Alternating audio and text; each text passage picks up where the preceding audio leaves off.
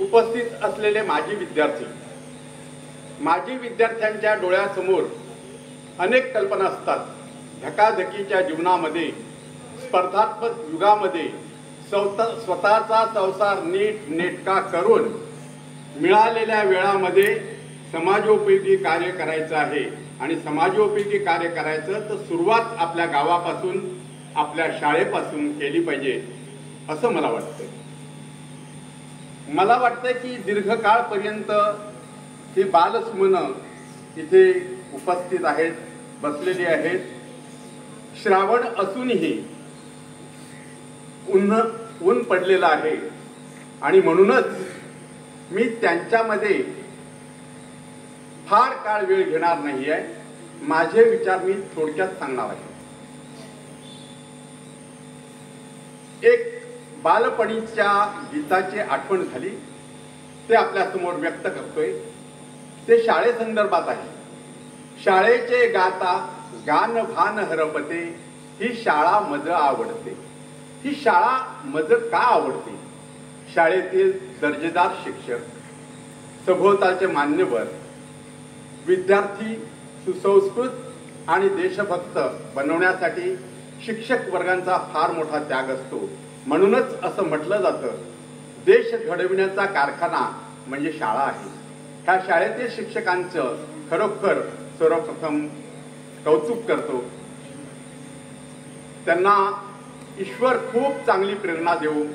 इथल्या दोन्ही विभागातील मुख्याध्यापिका आणि त्यांचे सहकारी यांना खूप खूप शुभेच्छा देऊन विचार थोडे पुढे सरकवतो।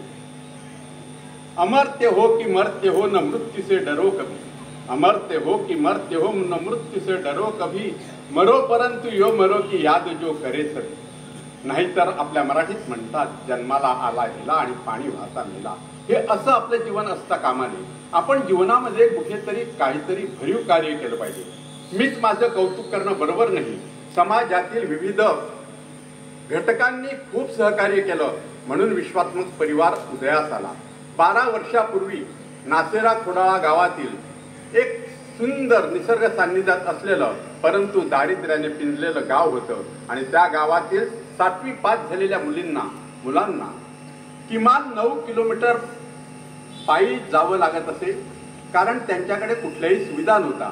आणि त्या पार्श्वभूमीवर श्री उत्तम पाटील हे काही ठिकाणी माझे गुरु आहेत, तर अनेक ठिकाणी मी त्यांचा गुरु आहे। हे आमचं गुरु शिष्याचं आगळं वेगळं नातं आहे।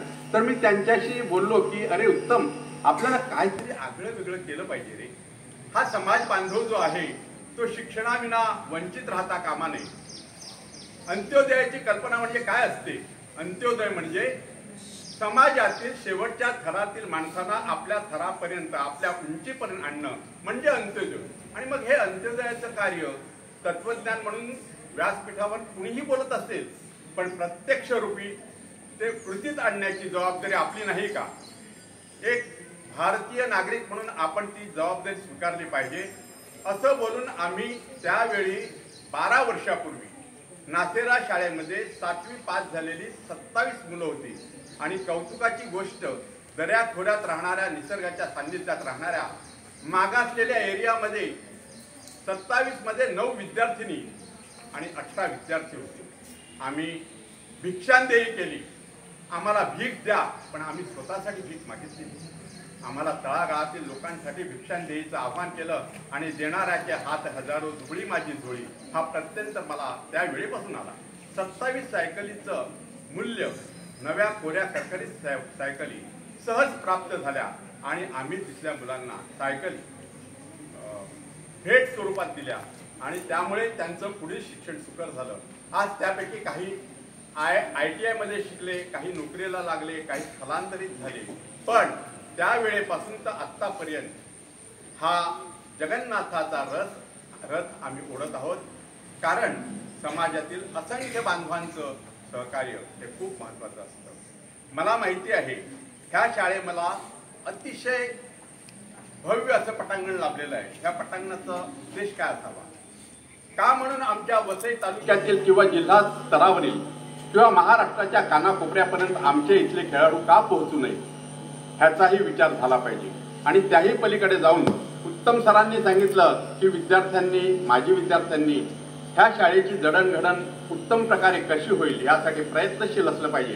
मी तर त्याच्या पलीकडे जाऊन सांगतोय, आपण सर्वांनी एकत्रित येऊन जर प्रयत्न केले तर ही इमारत काहीच नाही, हे विद्यार्थी काहीच नाही.